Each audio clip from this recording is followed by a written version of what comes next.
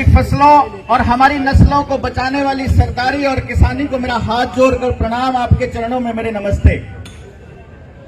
9.5 महीने से हम लोग दिल्ली के चारों तरफ बैठे हुए अपनी मांगों के लिए बैठे हैं, लेकिन प्रधानमंत्री के कानों पर जूं नहीं रेंग रही। इसका कारण आपको समझ आ रहा है?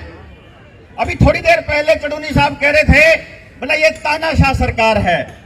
मैं ये कह रहा हूं, ये तानाशाह सरकार नहीं है, ये एक तड़ी पार के काबू में आए हुए लुच्चे गुंडे बदमाशों के लोगों का टोला है, जिसको हमारे लोगों से कोई मतलब नहीं है।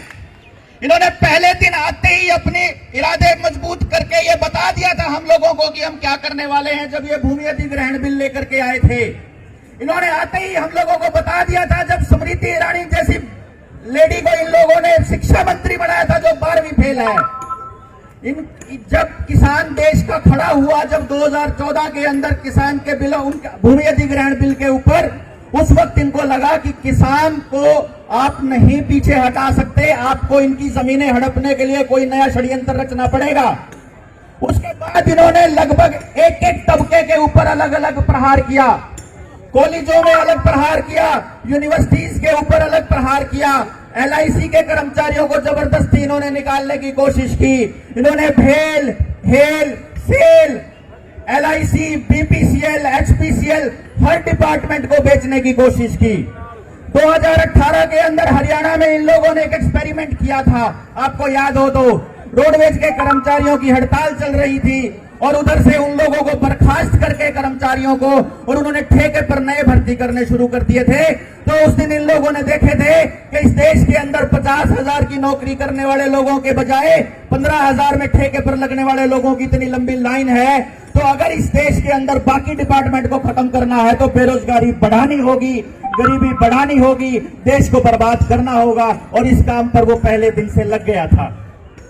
हमारी गलती क्या रही? हमारी गलती यह रही कि जिस वक्त रोडवेज के कर्मचारियों के ऊपर अत्याचार हो रहा था, उस वक्त हम देश का किसान चुप था। जिस टाइम पे वो हमारे सरकारी स्कूल के अध्यापकों को बदनाम कर रहे थे, उस टाइम हम लोग चुप थे। आज भी हम लोग चुप हैं, और उस चुप्पी का फायदा इन्होंने क्या उठाया आपको शायद मालूम नहीं है। आपके गांव की वो जमीनें जो कभी हमारे किसी बुजुर्ग ने दान में दी थी, या जो जमीनें कभी किसी पंचायत ने दान में दी थी, स्कूल बनाने के लिए, अस्पताल बनाने के लिए, मिल बनाने के लिए, किसी पावर हाउस बनाने के लिए, वो जमीन सरकार अपने नाम कर चुकी है। ये शायद आपको नहीं पता है। ग्राम सभा की मदद से अब वो सरकार अपने नाम करके क्या करने वाली है? वही सब करने वाली है जो पुरानी जमीनों के लिए करने वाली है। आपकी जमीनों का क्या करने वाली है? वही सब करने वाली है जो पहले वाले संस्थानों का किया है।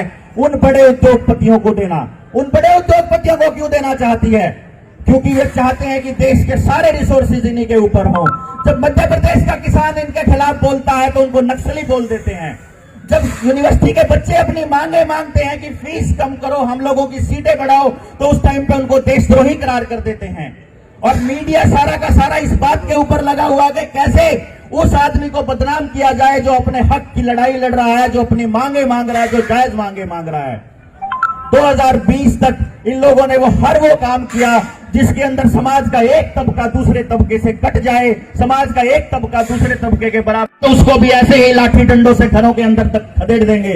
इसका एक्सपेरिमेंट किया था इन्होंने अप्रैल 2020 के अंदर, जब एक खांसी जुकाम जैसी बीमारी को इन लोगों ने महामारी बना करके पेश किया। हम लोगों को घरों के अंदर बंद कर दिया, सारे महकमे बंद कर दिए। बाहर निकलते ही पुलिस वालों ने हमारे ऊपर डंडे बरसाने शुरू किए। तब पड़ोसी हम लोगों की आवाज नहीं बन रहे थे। ये बड़ी गलती करी थी हम लोगों ने उस टाइम पे। हमने सरकार से ये पूछा नहीं कि भैया इस देश के अंदर जो बाकी चीजों से, जो बीमारियां से जो लोग मरते हैं, उनका तुमने क्या किया है?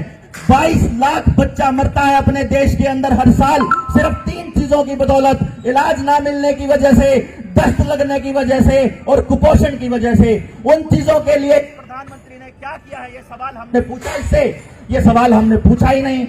जब रोड के अंदर इतने बड़े बड़े 1.5 फुट के 2-2 फुट के गड्ढे हो रखे हैं, हमारे बच्चों की मोटरसाइकिलों के टायर पड़ के उसके अंदर मरते हैं, तो हम ये कहते हैं कि इसके दिन इतने थे।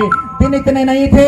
ये इन भ्रष्ट कर्मचारियों की, इन भ्रष्ट अधिकारियों की कुनीतियों का नतीजा है कि हमें अपने बच्चों की लाशों के ऊपर से ये कहना पड़ता है कि हम लोग, हमारी